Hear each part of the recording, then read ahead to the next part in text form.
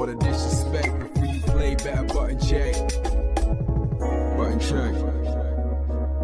What is up, Butt Check family? Welcome back to yet again a beautiful day of checking these buttons. It is Thursday. We done made it. I don't know what we done made it to, but either way, it's here. So thank you guys for checking these buttons with me today. My mouth is still healing, but you know what? It's well enough to keep going, man. Chapter, sub button, all that stuff down below. We actually posted 3 videos yesterday, believe it or not. 2 of which were hot debates or hot FGC. One was just a sponsored video, but we're back. So my goal today is to post this one early and then the second one later tonight. So either way, let's get into these buttons. Let's go. All right, first up for the fighting game tournament that made absolutely no sense because it was dog shit, ran into the ground, but also which kind of correlates into worries about how the EWC is doing things, buttons that need to be checked. So this is interesting, right? I saw James Shen just post this like a day or 2 ago. He also, at the very end, goes into talk about his concerns about the EWC, but this is after the fact. In the beginning, he talks about this whole other series or this organization. Let me see if I can pull up their name. I forgot what they're called. Major League Gaming, MLG. I guess he was a part of one of their tournaments and how they were absolute dog shit. But his concerns about how they did things, and they came and overtook the FGC for a little bit, I guess, comparing to how EWC is doing things. Either way, let's check it out. Erase that culture from the games, which is why I was super against MLG. God, I was so mad at them. Oh, they did so many things that made me angry. So the dumb MLG rule, basically, if you guys fought each other in winner side, and let's say I won 3-1 against you, so you get sent to the loser side, and let's say you make it all the way back to grand finals, you keep the 3-1 record and you play like from there. Like they make it so that grand finals, there's no bracket reset. It's just that you need to win now. Instead of 3 games, you need to win 6 games.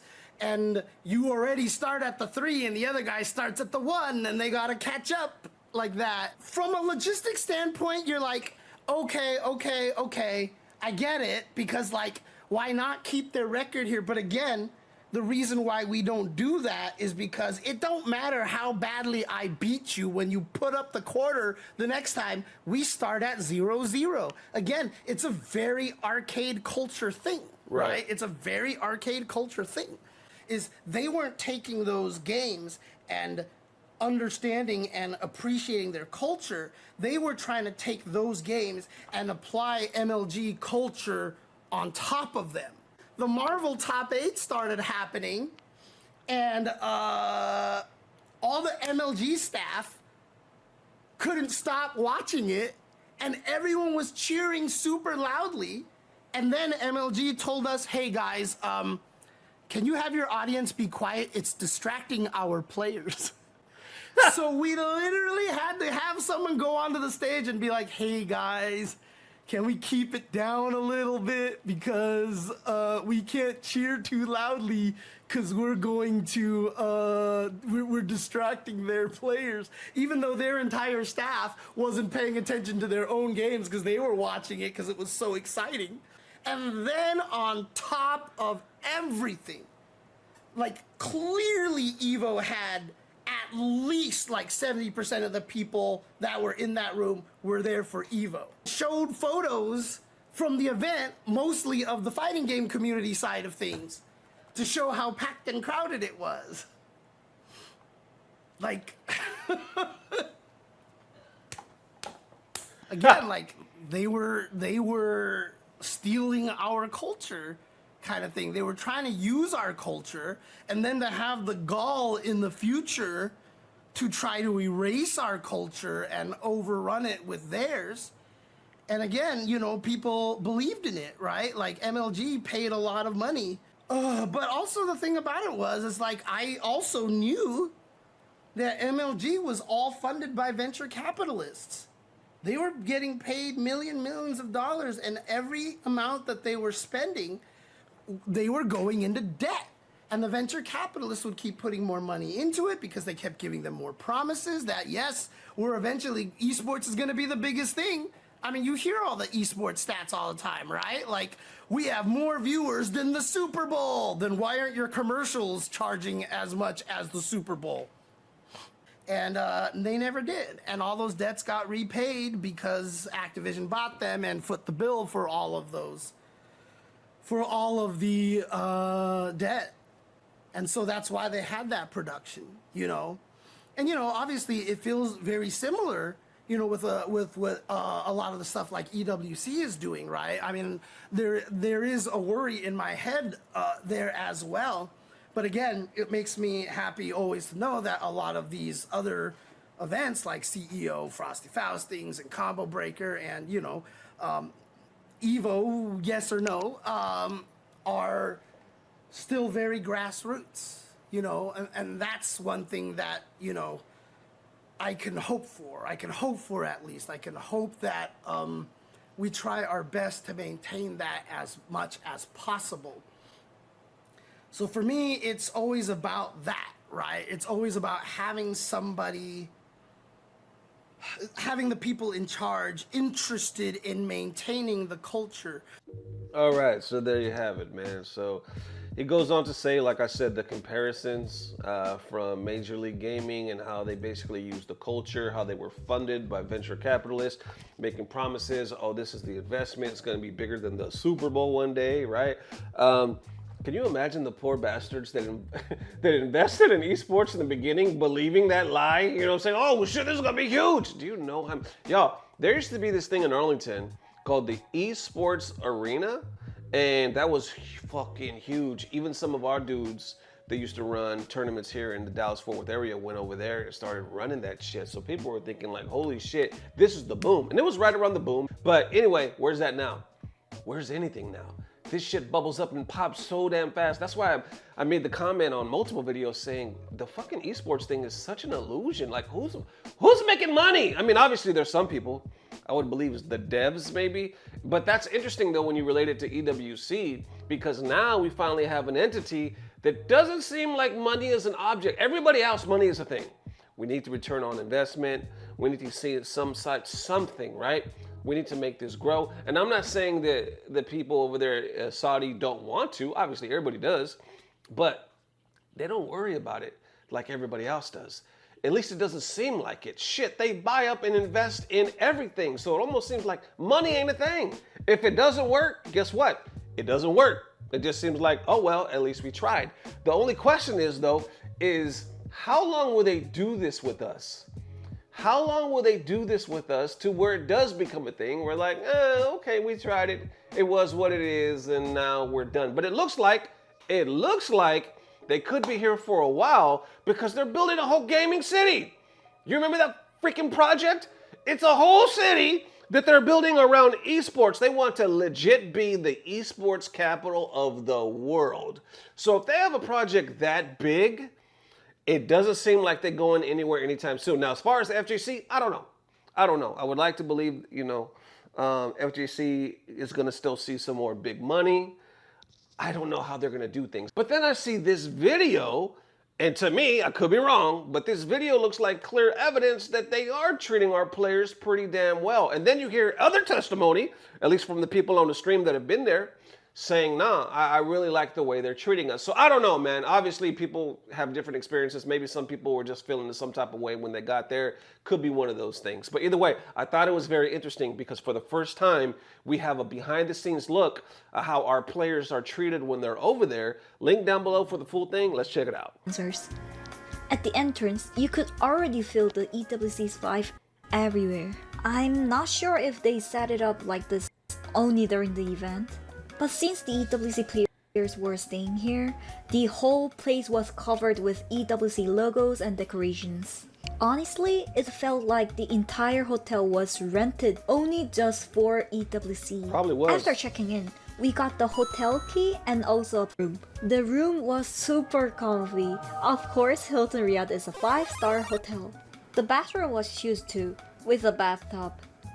Very nice. One really nice thing that I've heard from players was EWC actually covered laundry for up to 4 pieces of clothing every day for players. At the first floor of the hotel, There was a player lounge just for the participants and staff. We could go anytime, watch live EWC matches on TV with no delay, even play console games or board games, grab snacks and drinks, or even hop on gaming PCs to play online games. Now let's talk about practice rooms.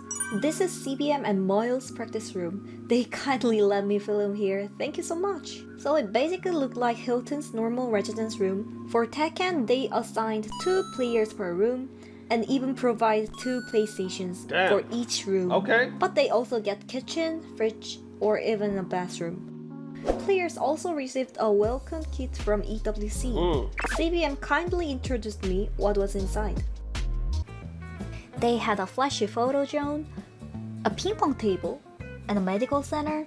And yeah, people were still playing Tekken here though. Also, there was a massage room, but I couldn't try it because of the time. But I heard from other players that it was amazing.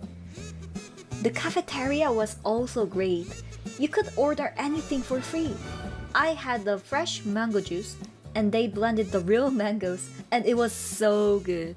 During lunch or dinner time, the lounge also served buffet service, but unfortunately I wasn't able to capture on this video. And these guys, Pina and Jonting, were chilling with a soccer game before their matches. And this was hilarious to watch. All right, so there we go. Like I said, link down below for the full action. I know one of your first questions, it's posted by the same somebody by the name of Naria. I'll put her link down below. As far as I can tell, her channel says Tekken YouTube channel. It's not an EWC dedicated channel. I know it gave that vibe. We're like, who's this filming, right? Are they just hired to kiss EWC's ass? So you know what I'm saying? But no, it looks like it's a Tekken 8 content creator. So this is my first time hearing of her. So her information down below, check it out. And I thought it was pretty cool. Obviously she shows more in it, but it just shows how lavish they're treating the players out there. And like I said, I've heard other players say that they had a good time, that they're planning to go back. Hell, even the staff, like the commentators and stuff, when they go out there, they post all the time. They're on dirt bikes in the damn desert. They at the water park or whatever the hell, you know what I'm saying? Like, they doing some stuff out there. It looks like they actually living it up. Now, I can only tell you what I've seen. You know what I'm saying? So I'm sure there might be other stories out there. I don't know. I've only heard one where there was somebody that was displeased. So far, I can only tell you what I'm seeing. And what I'm seeing, it looks like they're treating us pretty well. So y'all let me know in the comments how you feel about that. And also, looks like, from everything we're seeing, EWC ain't going nowhere anytime soon. How y'all feeling? Let me know. All right, now into them next set of fighting game nerds are the most elitist debate. Buttons that need to be checked. I thought this was interesting because I was tagged in it. I was like, yo, what the hell is really going on? Apparently there's a streamer by the name of Northernlion. I've never heard of him before. Reading by the comments, I guess he used to cover stream court cases or something. I could be way off of that, but I do see him playing video games now. I'm not sure if that's new for him. So I guess he was playing a fighting game the other day, and then he started making some comments. FGC didn't really appreciate it. Now that comment, or that title that I just read, saying fighting game nerds are the most elitist, he didn't say that. He didn't say that. He titled this video saying fighting game players talk like normal people challenge or normal person challenge. And then others are like, they failed miserably. And then somebody in the comments started talking shit, clapping back at the FGC. And that's where we got this title from right here. And this debate, I would say, is kind of interesting because it somehow just curves into the whole, how does the outside world actually look at the FGC, even gamers that are not rocking with fighting games? And are we elitists? Are we nerds? And do we care or even know what the hell we're talking about? Let's check it out. Up, MH forward H. What the fuck does that mean? What is this? What is 6H? What the hell is 6H? Think of a number pad? How about you think of the light of the Lord and bask in it and then talk like a normal person? One is up, go counterclockwise. I'm gonna keep making fun of you. I'm sorry. I know that like what you're saying makes sense in the community that you're in, but this is not that community. So now you're just talking like a crazy person. So someone has to make fun of you. Someone has to make fun of you a little bit. That's insane. We're talking like normal people here for the most part, except when we do like gay Bob Dylan. Assists will help you jump in safely more. Is it the entire fighting game community is following the Socratic method, or is it like was there like a annual general meeting where they decided to talk in such a way that you derive the conclusion yourself instead of giving you actionable feedback? The way I'm gonna translate your text. Your text was, assists will make your jump in more consistent. My translation, I'm gonna lint it. As I jump, press X. As I jump, press X. It sounds cleaner. I need you to go Sean Parker mode on me. All right, FGC reacting, saying, to be fair, assist will help you jump in safely more is as simple a sentence as you can possibly get. Press X when you jump in isn't actionable feedback because it doesn't tell you why pressing X is good. That one has over 800 likes. And you're a grown-ass man. Learn to read the fucking notation. And as you jump, press X. Showing the different controllers, different layouts, saying, okay, well, what the hell is X, right? You get what he's trying to say. Others right here saying crashing out over numpad notation is valid, but why is he mad at the second guy for explaining to him in clear English what to do and can't simply say jump X or jump in with X because not everyone has their buttons configured the same way? That's why we have to make a universal language that covers every single control scheme. And then others going even deeper saying, not gonna lie, normally the Northernlion's take are bass, but this sounds like he's trying to teach somebody how to play guitar, telling them to play F, showing them where it is, and then hearing, why don't you just tell me to press the first fret of the first string? Like, buddy, that's more words than is necessary, just like this red text. But on the other side of the fence, somebody says, fighting game nerds try not to be the most elitist nerds on the planet. Challenge being failed in these damn replies. Damn, and now you hear it. People talking shit, right? But this one has over 400 likes.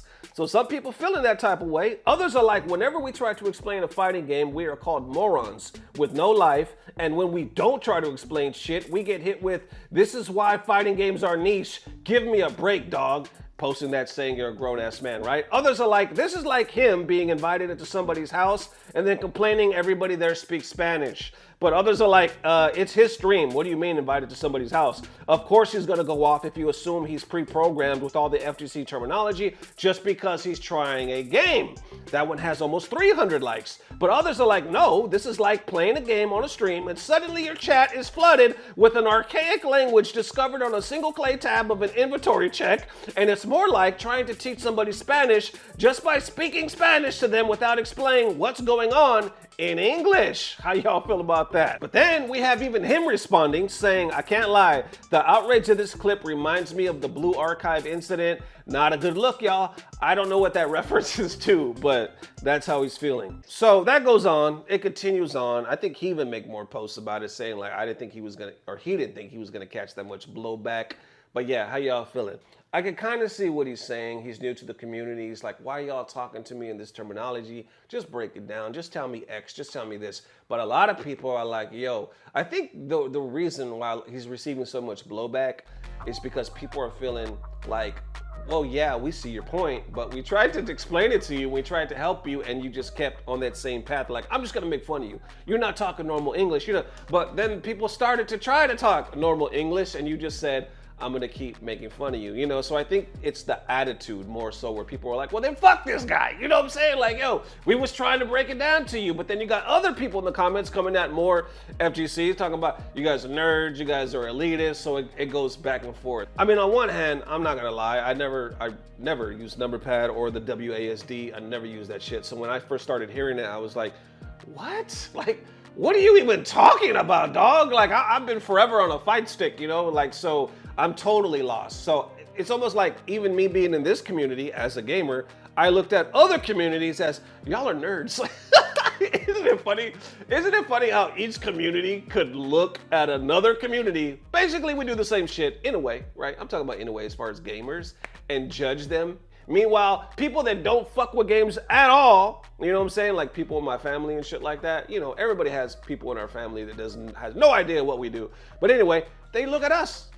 like some fucking nerds, you know what I'm saying? So like, why, what are we really doing at the end of the day? So all in all, I could kind of see where he was going. I just think he did it and said it in the wrong way. The funny thing is, and I'll end it all with this, is when I first came into the FGC, I'm not gonna lie, I just wanted to play Street Fighter. I only got into the FGC because of Street Fighter 4. It was everything to me. I had no interest in any fighting game. That's why you see me, y'all, when it comes to like presenting news or reacting to certain trailers, it's clear that my lack of knowledge in other games that are not Street Fighter is pretty damn gaping. You know what I'm saying? I just started learning as I came into the FGC. Now, I grew up with a lot of these games in the arcade and had cousins just kind of randomly mess with them and stuff like that. So obviously I know a little bit, but I don't know like the major stuff. The only one I ever majored in since a kid till now is Street Fighter. I met a lot of people, played, and I honestly, and you know, Street Fighter was always like the main game on any tournament. So I kind of looked at it like, oh, we're like the jocks. I did, I'm not gonna lie. I looked at Street Fighter community that, oh, we're the jocks of this bitch. Everybody else is kind of like the freshman or the sophomore, so, or maybe even nerds for lack of a better term, but we the jocks. Now we varsity in this bitch. Then you live a little bit and you be like, oh no, there's nerds in here. There's some nerds all throughout this bitch, and at the end of the day, you might even be a nerd yourself. You know what I'm saying? So there it is. How y'all feeling? Let me know. There it is one more time, FGC family. Thank you guys for the amazing love. We will see you soon. Like I said, it is my goal to post a second video by tonight. I hope you guys enjoy that. Yeah, mouth is feeling a little better, and it is Thursday, that much closer to the weekend. So as always, I don't know what it is, but I know somehow, some way, it's about to get better. Love y'all, fella. Peace. Blah, blah, blah. Subscribe. V's rushdown seems to be a running problem for you. I'm not sure if you're trying to make a pun, which is detestable, or alternatively, the guy who's been playing the game for a day and a half, you're describing something as a running problem. That's like you're talking about a newborn baby, and you're like, well, you keep pooping your pants, huh? Yeah, they're built like that, man. It takes like years to figure that shit out. I'm actually like I'm being toxic with trying to frame it as if it's positive, but I do worry about the fighting game community where like sometimes you lose to a better person and you're like, this is within my control. It's not within your control, man. Some people just have less of a life than you. It happens. It's not that, I mean, the other person is also trying as hard as they can, man. That's the thing. It's not, I'm sorry, it's not within your control. Okay, they're reacting saying, this guy is a bigger loser than me, is really the classic fighting game cope. And then others right here saying, the FGC comments on every post is sending me, these people are genuinely don't like anything. Honestly, a great mindset as a casual player. I have a job and it's playing video games for a living, laugh my ass off. And then wrapping it up right here with, it's advice, not a cock. Don't take it so hard. Damn! Hold on. This man says it's advice, not a